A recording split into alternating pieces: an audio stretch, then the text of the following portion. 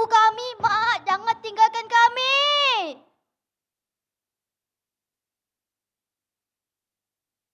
Tersebutlah kisah satu cerita, kisah Mak Tanjung dengan anaknya.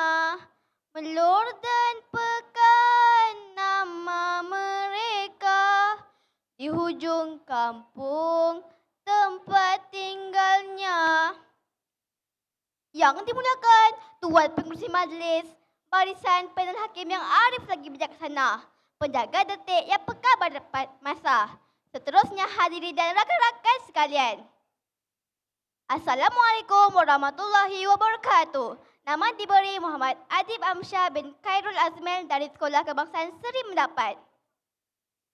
Sebelum saya memulakan cerita, izinkan saya menyampaikan serangkap pantun sebagai pembuka bicara. Terbang seiring di tepi kali, sayang kumbang mencari makan.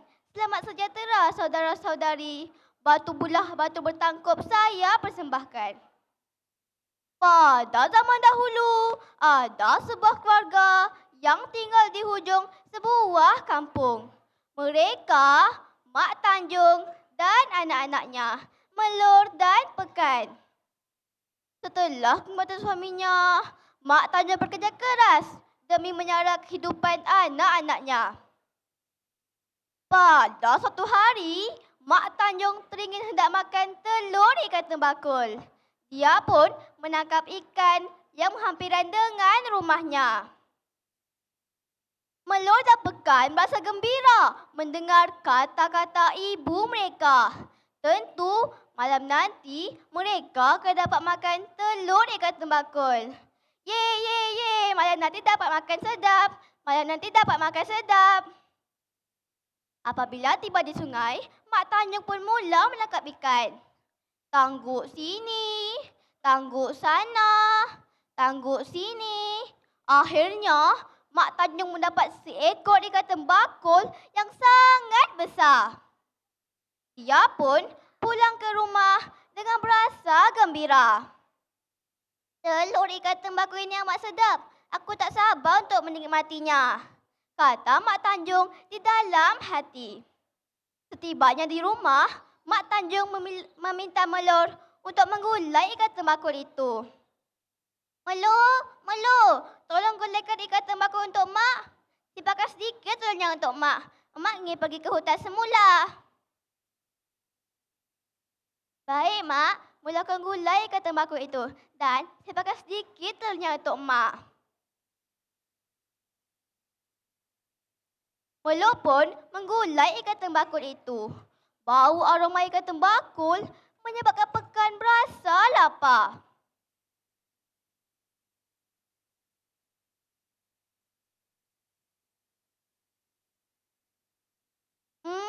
Sedapnya bau gulai ikan tembakul ni, Kakak, kata Pekan. Pekan mengadu pada kakaknya yang ia berasa sangat lapar. Pekan nak makan. Pekan tak nak tunggu Mak balik. Sabarlah Pekan, kita tunggulah Mak balik. Tak nak, Pekan nak makan sekarang juga.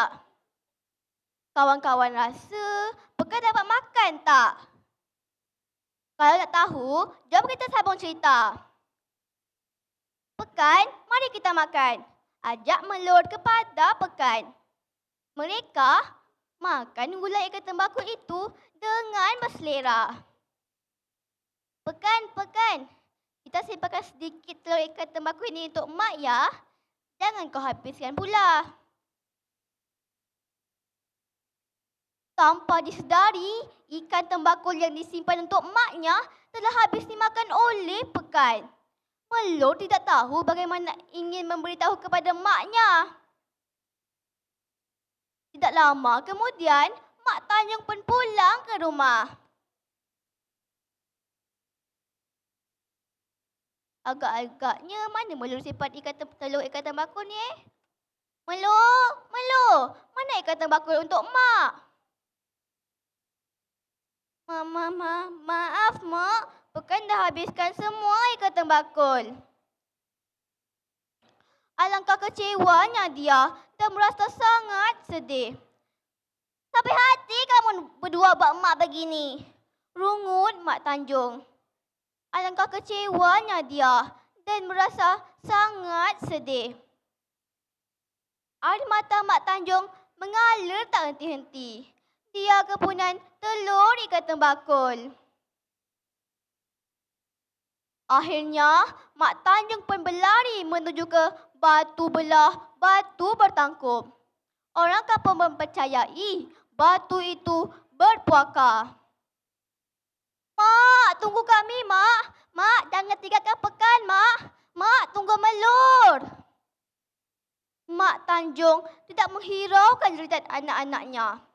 Dia pun terus berlari menuju ke batu belah batu bertangkup. Batu belah batu bertangkup. Tangkuplah aku, telanlah aku. Tangkuplah aku, telanlah aku.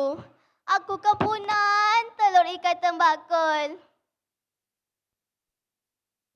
Begitu diseru berulang-ulang kali. Tiba-tiba, petir berdentum, angin bertiup kencang. Dari mata, batu belah batu bertangkup itu pun menelan Mak Tanjung. Mak, ampunkan kami, Mak. Mak, maafkan pekan, Mak. Mak, Melur bersalah, Mak. Melur dan pekan merasa sangat sedih dan kecewa kerana tidak mendengar pesan mak mereka. Kawan-kawan dah tahu tak apa pengajaran daripada cerita ini? Kita perlu mentaati perintah ibu bapa dan tidak mementingkan diri sendiri. Sesat dahulu pendapatan, sesat kemudian tiada gunanya. Batu belah batu bertangkup jadi pengajaran. Jangan diulang kesilapan pekan. Cerita lama penuh tauladan. Terima kasih saya ucapkan. Sekian, wabillahi taufiq wa hidayah. Wassalamualaikum warahmatullahi wabarakatuh.